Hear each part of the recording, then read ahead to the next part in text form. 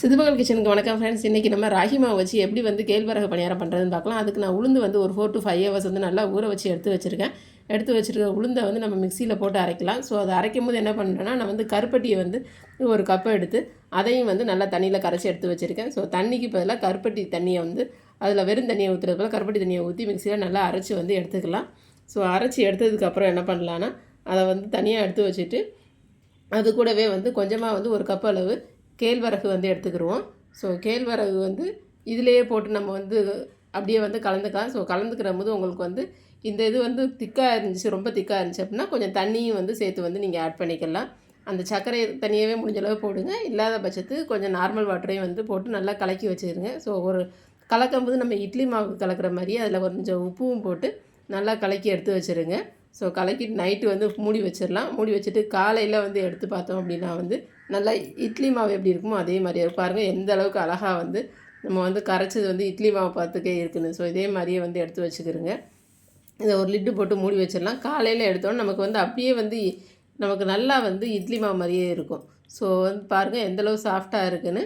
So இப்போ வந்து நம்ம என்ன பண்ணலாம்னா, அது கூடவே வந்து கொஞ்சமாக ஒரு சிட்டிகை அளவுக்கு ஏலக்காய் தூள், அது கூட ஒரு டீஸ்பூன் அளவுக்கு சுக்கு, கொஞ்சமாக நம்ம வந்து துருவி வச்சுருக்க தேங்காய் வந்து ஒரு கப்பு எடுத்து வச்சுருக்கேன். ஸோ அதையும் வந்து அது கூட போட்டு நல்லா வந்து கலந்து எடுத்துக்கலாம்.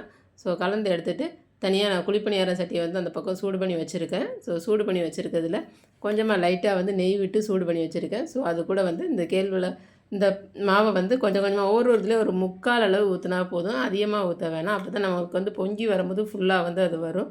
ஸோ இந்த மாதிரி நீங்களுமே வந்து செஞ்சு பார்க்கலாம். இது வந்து ரொம்ப ஹெல்த்தியானது. சின்னவங்கள்லேருந்து பெரியவங்கள்லேருந்து குழந்தைங்க, ப்ரெக்னெண்ட்டாக உள்ளவங்க எல்லாத்துக்குமே ரொம்ப அயன் வந்து உள்ள ஒரு தானியம் வந்து இது.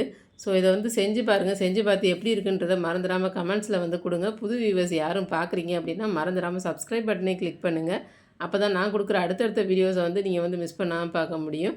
இந்த வெந்துருச்சு பாருங்கள். வெந்தோடனே ஒரு பக்கம் வெந்தோடனே இன்னொரு பக்கம் வந்து நம்ம திருப்பி போடணும். திருப்பி போட்டால் தான் வந்து அடுத்த பக்கமும் நல்லா வந்து வெந்து வரும்.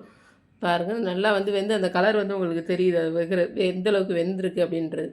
ஸோ ஒரு பக்கம் வெந்ததுக்கப்புறம் நம்ம எடுத்தோன்னா அது வந்து சாப்பிட்றதுக்கு வந்து இது நமக்கு ரொம்ப நல்லா நார்மலான பணியாரம் மாதிரி இல்லாமல் நம்ம சாப்பிடும்போது தேங்காய், அந்த சுக்கு வாசம், ஏலக்காய் எல்லாமே இருக்கும்போது நல்லா டைஜஷனும் வந்து நல்லா இருக்கும். டைஜஷன் பிரச்சனை உள்ளவங்க கூட இந்த கேழ்வரகு பணியாரம் சாப்பிடும்போது அதெல்லாம் வந்து சரியாயிரும்.